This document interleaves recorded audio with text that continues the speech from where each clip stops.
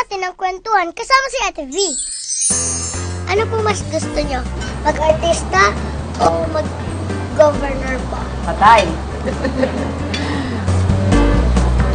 Kalahati ng buhay ko, artista. At saka kung saan ako ngayon, na kahit governor na ako, Raisa May, utang na loob ko yan sa pagiging artista. Kaya lang ngayong governor, masarap din, Raisa, kasi sa totoo lang, walang camera doon. Pero pinapakita ng tao sa'yo na mahal ka nila at saka naniniwala sila sa'yo. Yun ang pinakabayad doon, Raisa. Kasi hindi lahat ng tao pwede kang pagkatiwalaan. Pero pag ginawa nila sa'yo yun, kayamanan yun, Raisa. Kahit pagtanda mo, kayamanan yun. Kaya lang, magsisilbi ka talaga ng tama. Pero masarap, Kahit Raisa, po napapagod kayo. Nakakapagod talaga. Alam mo, Raisa, minsan uuwi ako sa bahay, pagod na pagod. Pero makikita ko yung mga anak ko, tsaka yung asawa ko, sasabihin nila, Mom, we are proud of you. Alam mo, para na akong ginasulin, malakas na naman ako. Oo, kasi proud sila sa akin sa Nakakayak ginagawa naman ko. po yun. Oo naman.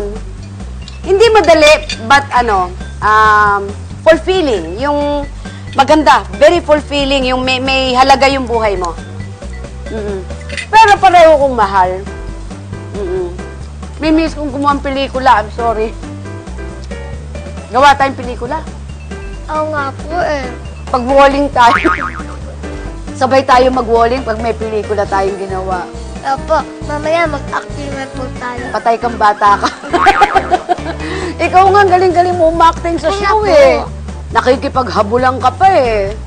Galing-galing mo. Keep it up, ha? Thank you Keep po. it up. Pero, Alam niyo po, hmm? masarap dito magtagpuan sa bahay niyo. Malaki dito. Laki, hindi tayo makikita. Pero Ate B, Yeah.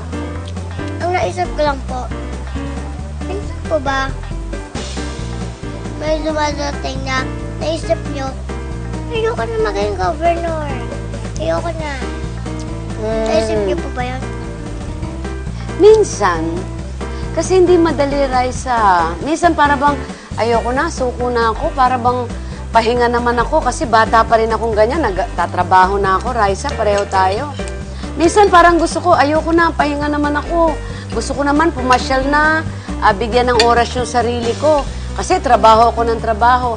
Pero at the end of the day, pagkatapos ng araw mo, Raisa, na hinalikan kayo ng mga bata, hinalikan ka ng nanay at tatay, nagpasalamat dun sa school na pinagawa mo, yung mga bata, tuwan-tuwa, binibigyan si Tita V ng bulaklak.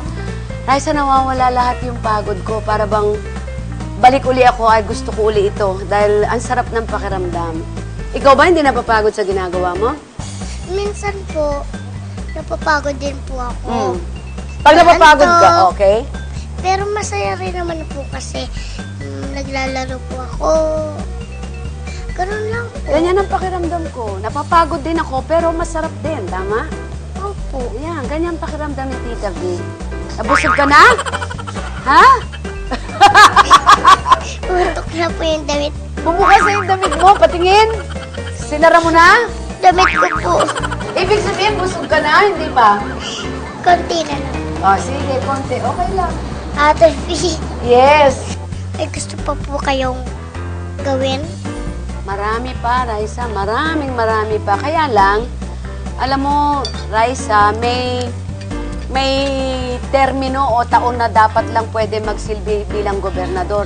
Eto ngayon, huling termino ko na. So, ibig sabihin, 2 taon na lang ka-graduate na ako sa pagiging gobernador. Paano po yan?